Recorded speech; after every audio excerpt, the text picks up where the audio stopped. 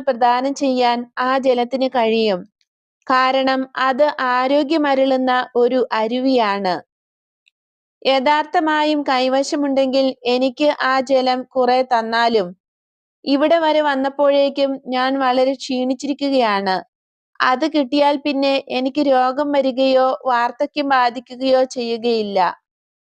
നിനക്ക് ക്ഷീണം തോന്നിക്കുന്ന കാര്യം ഇത്ര മാത്രമാണോ? മറ്റൊന്നുമില്ലേ? ഈ വെള്ളം കുടിച്ച് നിന്റെ നിസ്സാരമായ ശരീരത്തിന് തൃപ്തി നൽകാൻ മാത്രമാണോ നീ ആഗ്രഹിക്കുന്നത്? ഇതേപ്പറ്റി ആലോചിച്ചു നോക്കുക. ശരീരത്തെക്കാൾ അധികം പ്രാധാന്യമർഹിക്കുന്ന മറ്റെന്തോ ഇല്ലേ? നിന്റെ ആത്മാവ് തന്നെ. യാക്കോബ് തനിക്കും മക്കൾക്കും വേണ്ടി ഭൗമിക ജലം മാത്രമല്ല സമ്പാദിച്ചത്. ശുദ്ധി സമ്പാദിക്കാനും അത് പ്രദാനം ചെയ്യാനും അദ്ദേഹം ആഗ്രഹിച്ചു. അതാണ് ദൈവം തരുന്ന ജലം.